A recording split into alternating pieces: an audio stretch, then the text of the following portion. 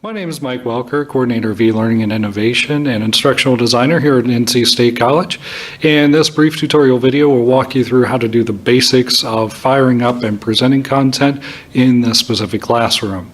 The good news is this is one of the more advanced classrooms we have, where we have a variety of presentation equipment to allow you to present whole lots of different kinds of multimedia to your students. Everything we need to do as far as operating, manipulating, powering on or off this equipment happens up here at the front of the room in the instructor console. Optional place or a drawer where you can pull that down, and out comes your keyboard or mouse to operate the instructor PC. But for our purposes, one of the first things we'll need to do to get ready for class is to fire up the PC. Now in this case, we'll have a solid door, but you could also have one with glass, and we'll open that up and you'll see it on one side or the other. And for almost all these guys, in the top left corner of the PC, you'll see there's a button there, and that's our power button. And if we press that, you can tell it's on by it being lighted. So in this particular classroom, the console has this sort of push button interface, which you can find as the black panel on the one of the top corners or somewhere on the instructor podium. And probably the first thing we'll want to do is fire up the projector up on the ceiling. And to do that on these, we just push the on button under display. Just push it down until it makes a hard click and then starts blinking, and then that will then fire up the projector and begin warming up, which will take about a minute or so. So to switch between the different available sources, each source that's available to us on this podium to share different kinds of material has its own physical push button. So if we want to share the instructor PC and send that up to the projector, we've got a PC button. If we push that, we just push it down, release it. That then lights up to indicate that's the active source being sent up to the projector. If we wanted to go to the DVD player, we'd press DVD, dock cam for dock cam, and laptop portable PC icon button for hooking in some sort of laptop.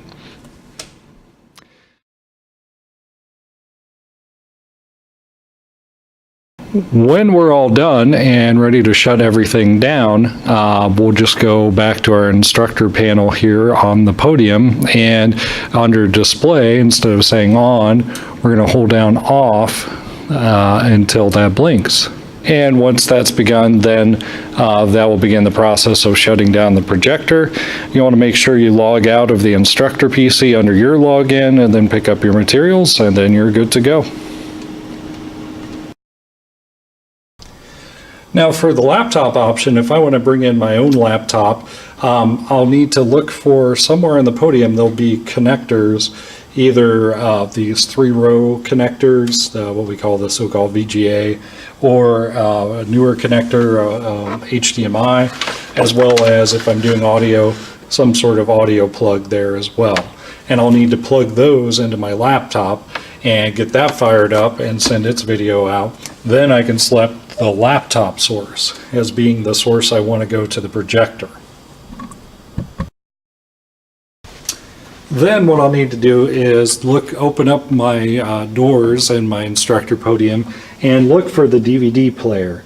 Usually we will go with Sony or Panasonic if you're looking for a name, but it should say something about DVD on it. In this case, it's a Panasonic one. So to open that up, to put my DVD in, I'd hit the open close, and it'll think about it, and then it will open up a drawer.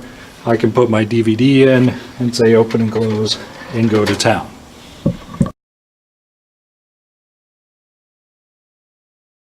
So in this particular classroom, the document camera is an Epson document camera, and this is the default folded up state that you should see it on the top or on a shelf beside the podium. And a document camera is a great little device for being able to show artifacts or real world objects, models, any sort of material like that, printed material, whatnot, that you can then zoom in and blow up and manipulate and turn around live on the projector. So you basically got a camera on an arm is basically what you've got with this. To make the Epson work then, if you're seeing it in this folded up state, what you do is you just grab hold of it and then just pull it up and then stretch it out over whatever object you want to be able to cover on the stage. So in this case, we'll just say it's an iPhone. Then you just kind of manipulate things around as you want. And then to turn on the document camera, you look for this yellow power button, and then I'll press that, and it'll blink, blink, blink.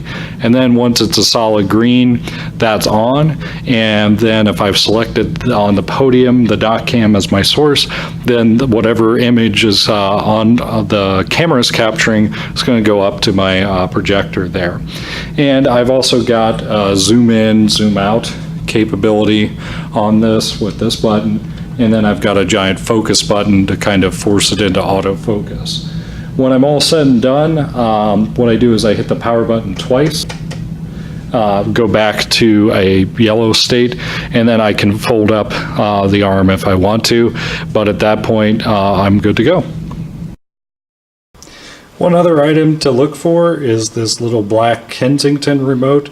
If I'm doing some sort of slide deck presentation, remote connection to the instructor PC, so I can advance a slide or go back a slide or hide or use a laser pointer. That's the bare bone basics of getting into this beast, firing everything up. You use a quick tour of some of the possibilities that are here and then shutting it down.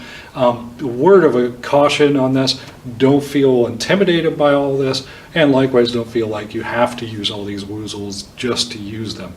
Make sure when you're always using instructional technology, it's situated in a context of best practice.